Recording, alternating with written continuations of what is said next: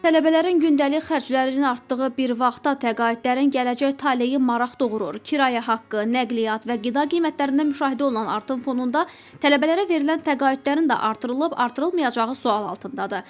Maraqlıdır, təqaüdlər gələn il artırıla bilərmi? Bu barədə açıqlama verən iqtisadçı ekspert Natiq Cəfərli bildirib ki, gələn il tələbə təqaüdlərində artım ehtimalı var. Onun sözlərinə görə təqaüdlərin təqribən 8-10% artırılması gözlənilə bilər. Tələbələrə verilən təqaüdlər indeksləşdirilir. Bu indeksləşmə orta aylıq əmək haqqının artım tempinə uyğun aparılır.